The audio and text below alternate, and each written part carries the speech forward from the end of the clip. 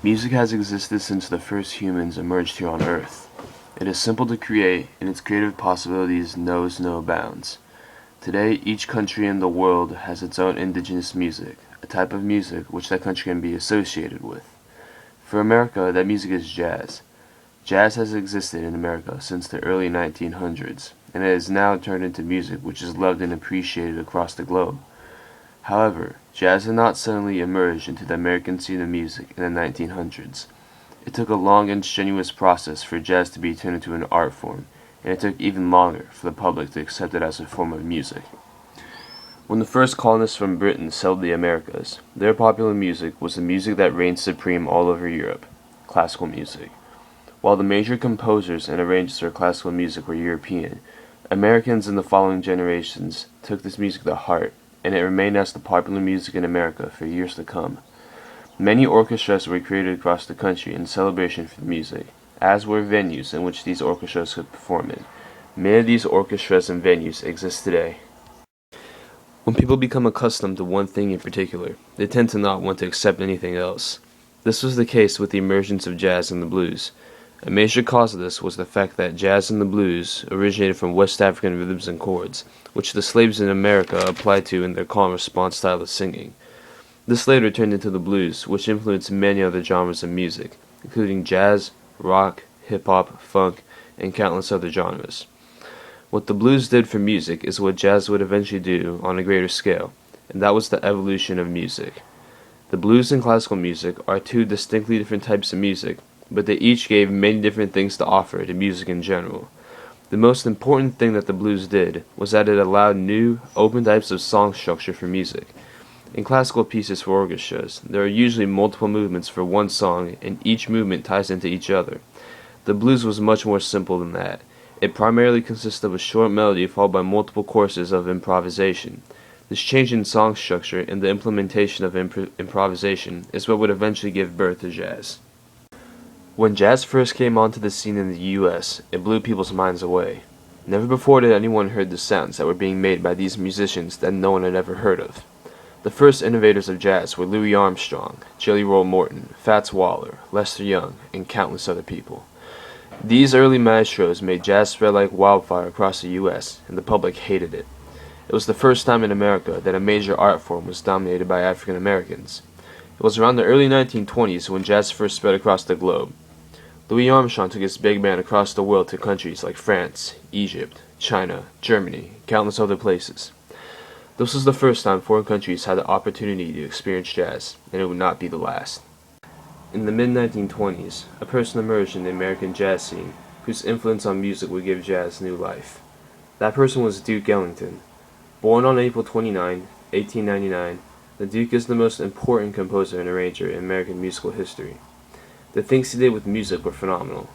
He was able to take jazz and craft it into any form he wanted to. His most famous works came with his big band, known as the Duke Ellington Orchestra. The Duke wrote countless pieces for this orchestra, and many of them would be remembered as some of the greatest jazz pieces of all time. This project alone does not do justice to explain what the Duke meant for music. Perhaps the most important thing he did was that he mixed music from the world into jazz.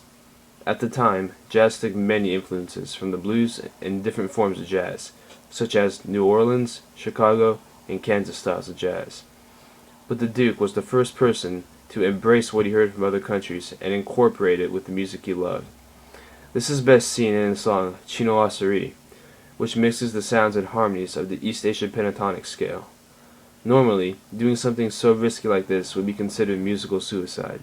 However, the Duke had such an amazing, broad understanding of music mixed with an inhuman talent to compose pieces that when he played these kinds of seemingly odd songs, the audiences loved it. The Duke did many things for music, and his belief in going beyond the norm would end up influencing music for countless generations to come. By the mid-1940s, big band jazz had become the popular music of America.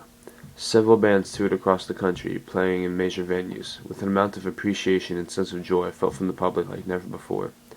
But it was also around this time that jazz would take its next step in evolution. During this time, bebop was born. Similar to the beginning of jazz, the public rejected bebop for the following reasons. First, the bands that were playing bebop were known as combos. There were usually only 4 or 5 people in each band.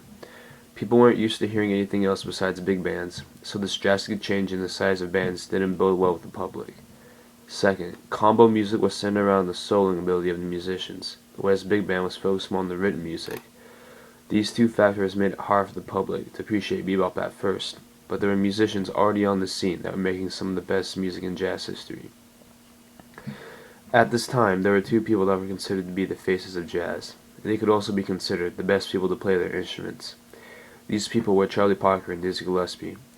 Charlie Parker, on alto saxophone, stunned his audiences with his fast, intense playing.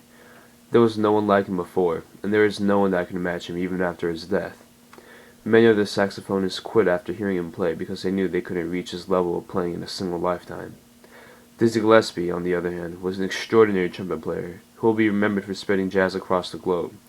As a charismatic figure, Dizzy Gillespie led many bands, toured across the world countless times, and eventually became the face of jazz. Gillespie and Parker were the reasons why bebop became popular in the U.S. and around the globe, and their influences would lead to jazz's final step in evolution. Along with the emergence of new types of jazz due to the influence of bebop, a new genre of music took America by storm around the 1950s. Rock and roll was born, and it would soon replace jazz as America's favorite music. And although jazz's popularity would begin to decline, new innovators such as Miles Davis and Herbie Hancock would begin to take jazz in a new direction. These two people would be responsible for the modern jazz movement, which took jazz way outside the norm. Although there are varying degrees of it, many people find it difficult to appreciate this type of jazz due to its conflicting sounds and rigid harmonies. Today, all of these sounds of jazz exist, even though the music does not receive the attention it once had. However, that does not mean that jazz is dying. As a matter of fact, jazz education today is the greatest it has ever been. Across the nation, especially on the coasts, high school education of jazz is creating many astounding musicians that will go on to create jazz music in the future.